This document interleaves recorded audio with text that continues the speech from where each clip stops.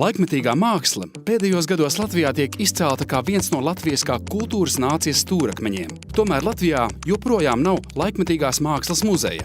Un līdz šim nebija arī pastāvējis jebkāds regulārs, sistemātisks novērtējums notiekošajam Latvijas mākslā un tam, kā šie procesi atspoguļo pasaules tendences. Tādēļ 2008. gadā tika uzsākts darbs pie jaunas vizuālās mākslas balvas dibināšanas, nosaucot to Latvijas glezniecības vecmeistara un pedagoga Vilhelma Purvīša vārdā. Balvas dibinātāji bija Latvijas Nacionālais mākslas muzejs un tā patrons uzņēmums SIA Alfor. Taču šādai balvai nepieciešams radīt atbilstošu informatīvu fonu un prestižu. Šo pienākumu kopš brīža, kad tika sāktas diskusijas par balvas izveidi, uzņēmusies aģentūra PRAE sabiedriskās attiecības. Uzsākot Purvīša balvas pirmo ciklu, 2008. gada janvārī tika paziņots par tās dibināšanu un vienlaikus muzeja patrona aktīvu iesaistīšanos mākslas procesos. Šim nolūkam muzejā notika preses konference ar toreizējās kultūras ministres Helenes Demakovas piedalīšanos. Līdz pat balvas pasniegšanai tika nodrošināta nepārtraukta informācijas plūsma par ekspertu grupu darba norisi,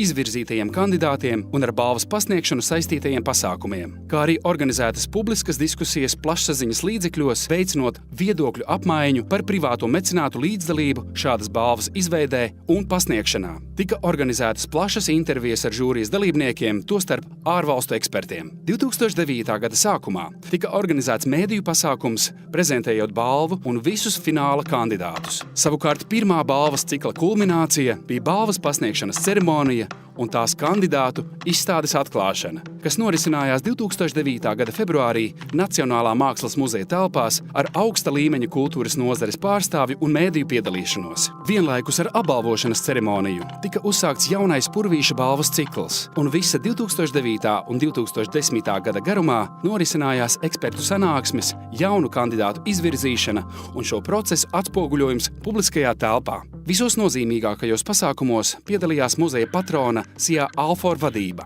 Tādējādi tiekot pozicionēta nevis kā naudas devējs, bet aktīvs procesā ieinteresēts līdzdalībnieks. Pēc daudzu kultūras nozares ekspertu un masu mēdīju pārstāvju atzinuma Purvīša balva bija 2009. gada skaļākais notikums mākslas jomā, kas atspoguļojās gan nerimstošās profesionālās diskusijās, gan mēdīju interesē par šo notikumu un ar to saistītajiem procesiem.